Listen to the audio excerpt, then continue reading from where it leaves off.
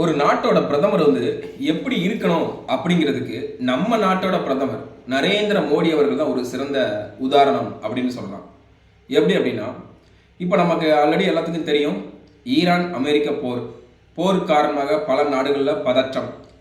அது மட்டும் இல்லாமல் கச்சா எண்ணெய் அந்தந்த நாடுகளுக்கு போய் சேர்றதில்லை. இதனால அந்த நாட்டோட பொருளாதாரமும் சரி, அந்த நாட்டோட டிரான்ஸ்போர்ட்டும் சரி அளவுக்கு அதிகமாக பாதிக்கப்பட்டிருக்குது. இதனால அந்தந்த நாட்டில் பெட்ரோல் டீசல் விலை எந்த அளவுக்கு உயர்ந்திருக்குங்கிறது நமக்கு தெரியும். ஆனால் நம்ம நாட்டில் அந்த அளவுக்கு உயர்த்த விடாமல் ஒரு கட்டமைப்போட நம்மளோட பாரத பிரதமர் வச்சிருக்கிறாரு.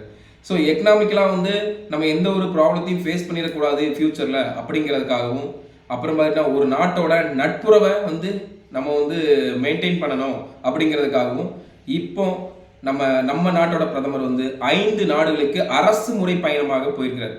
என்னென்ன நாடுகள் அப்படின்னு பார்த்துக்கிட்டிங்கன்னா, அதாவது யுஏஇ, யுனைடெட் அரப் எமிரேட்ஸ், அப்புறம் நெதர்லாந்து, அதுக்கப்புறம் ஸ்வீடன், நார்வே, இட்டாலி, மேற்காசிய நாடுகளுக்கும் ஐரோப்பிய நாடுகளுக்கும் அரசு முறை பயணமாக போயிருக்கிறார். சரி, இப்போ யுஏஇக்கு அரசு முறை பயணமாக போன நம்மளோட பிரதமருக்கு அவங்களோட ஃபைட்டர், அதாவது ஏர்கிராஃப்ட் ஒரு சிறப்பான வரவேற்பை கொடுத்து அந்த நாட்டுக்குள்ளே கூப்பிட்டு போனாங்க, நம்மளால் பார்க்க முடிஞ்சது. அது மட்டும் இல்லாமல் அங்கே போயிட்டு இரு நாட்டு தலைவர்களும் எவ்வளோ ஒரு பரஸ்பரமாக ஒரு நட்பு ரீதியாக இருந்தாங்க அப்படின்னு அவங்க கொடுத்த வரவேற்பு ஒரு சான்றுன்னு சொல்லலாம்.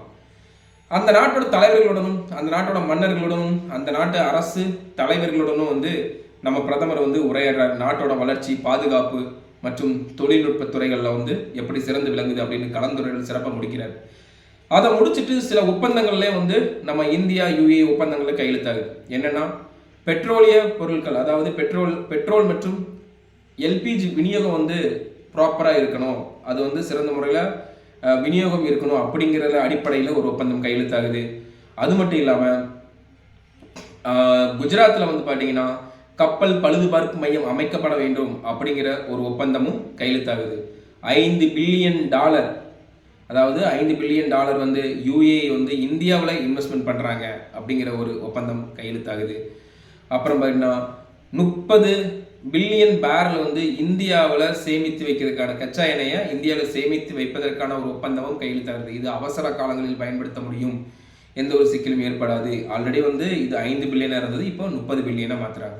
ஸோ இந்த மாதிரி முக்கிய பல நலத்திட்டங்களை நம்ம நாட்டு பிரதமர் அந்த நாட்டு பிரதமரோட சேர்ந்து இம்ப்ளிமெண்ட் பண்ணுறாங்க. இது மட்டுமா அப்படின்னா, இந்தியாவில் பெட்ரோலிய மூலங்கள் எங்கெங்கே இருக்குன்னு அப்படின்னு கண்டறிவதற்காகவும் சிறப்பு ஒப்பந்தம் கையெழுத்தாகுது. அதனால இந்தியாவிலேயே பெட்ரோலிய பொருள் கிடைச்சுன்னா அதை கண்டறிய முடியும் அப்படிங்கிறதுக்காக இந்த பயணத்தை சிறப்பாக முடிச்சுட்டு அவர் அடுத்து எங்கே போகிறார் அப்படின்னா, அவர் நெதர்லாந்து போகிறார். நெதர்லாந்துலேயுமே அந்த நாட்டோட பிரதமர் மிக சிறப்பான ஒரு வரவேற்பு கொடுத்து வரவேற்கிறார். அந்த நாட்டோட முக்கிய தலைவர்களுடன் முக்கிய ஆலோசனைகளை நம்மளோட பாரத பிரதமர் மேற்கொள்கிறார். அப்புறம் பார்த்துக்கிட்டிங்கன்னா, கடந்த 2014 இருந்து நம்மளோட ஒரு வேண்டுகோளாக வச்சுக்கிட்டு இருந்தது மக்கள் இந்த ஆனைமங்கலம் செப்புத்தகடு, அதாவது சோழர் கால மன்னர்களோட அந்த செப்புத்தகடு 17ஆம் நூற்றாண்டில் டச்சுக்காரர்களால் இந்தியாவிலிருந்து நெதர்லாந்துக்கு கொண்டு செல்லப்பட்டு அங்கே உள்ள லைடன் பல்கலைக்கழகத்தில் இருந்தது. இது இந்தியர்களோட பல பேரோட குரல் இந்த செப்புத்தகடு இந்தியாவுக்கு கொண்டு வரணும், இது பாரத பிரதமர் ஒரு சிறந்த முடிவெடுக்கணும் அப்படின்னு தான் வேண்டுகோள் வச்சாங்க. அதன் அடிப்படையில் நம்மளோட 2023 எண் மக்கள் யாத்திரையின் போது கூட நம்மளோட இளைஞர்களின் எழுச்சி அண்ணாமலையும் இதே ரெக்வஸ்ட்டை வச்சார். அப்போ நாகப்பட்டினத்தில் உள்ள ஆனைமங்கலத்தை சார்ந்த ஆனைமங்கலத்தில் உள்ள இந்த செப்புத்தகடு இந்தியாவுக்கு இப்போ திரும்பி வரப்போகுது. இந்த செப்புத்தகடோட சிறப்புகள் என்ன அப்படின்னா, சோழர் மன்னர்களின் வாழ்வியல் முறை எப்படி இருந்தது, அவங்களோட மொழி, கலாச்சாரம், பண்பாடு, அந்த டைமில் அவங்க எப்படி வாழ்ந்தாங்க, அதனை பற்றின அனைத்து குறிப்புகளுமே இருக்குது. இதில் பார்த்தீங்கன்னா 16 தகடுகளில் தமிழ்லையும் 5 தகடுகளில் சமஸ்கிருதத்துலேயும் இருக்குது. ஸோ இந்த செப்புத்தகடை இப்போ நம்மளோட அந்த நாட்டு பிரதமர் நம்ம நாட்டு பிரதமர்கிட்ட திருப்பி கொடுக்குறாரு. இது வரலாற்று சிறப்புமிக்க ஒரு தருணம் சொல்லப்போனால் நிகழ்வு. ஸோ இது நம்ம ஊரில் என்னென்னலாமோ வைரல் ஆகும், எந்தெந்த தேவையில்லாத விஷயங்கள்லாம் வைரல் ஆகும். ஆனால் பாரத பிரதமர் சைலண்டாக பல விஷயங்களை பண்ணிகிட்டு இருக்கிறாரு. அந்த விஷயங்களை மக்கள் மத்தியில் கொண்டு போய் சேர்க்கிறது இல்லை அப்படிங்கிறத பார்க்க முடியுது. இங்கே வந்து பார்த்துக்கிட்டிங்கன்னா மதவாத அரசியல் அப்படின்னு தவறான ஒரு சாயம் பூசப்படுது. ஆனால் வந்து யுஏஇலோட பிரதமரும் நம்மளோட பிரதமரும் எந்த அளவுக்கு ஒரு இணக்கமாக நட்பு ரீதியாக இருக்கிறாங்க அப்படின்னு அவங்கள வரவேற்ற விதம் வந்து நம்மளால் பார்க்க முடியுது. ஸோ இதை மாதிரி இப்போ அடுத்து நெதர்லாந்து பயணத்தை முடிச்சுட்டு எங்கே போகிறார் அப்படின்னு பார்த்தீங்கன்னா ஸ்வீடன் போகிறார். ஸ்வீடனில் என்ன அப்படின்னா ஸ்வீடன்லேயும் சேம் இதே மாதிரி கிட்டத்தட்ட பார்த்தீங்கன்னா அந்த நாட்டோட ஏர்கிராஃப்ட் வந்து ஸ்வீடன் இப்போ நெதர்லாந்து பயணத்தை முடிச்சுட்டு நம்ம நாட்டு பிரதமர் வந்து ஸ்வீடன் போகிறாரு. ஸ்வீடன்லேயுமே வந்து அந்த நாட்டு போர் விமானம் நம்மளோட பாரத பிரதமரை சிறந்த முறையில் வரவேற்கிறாங்க.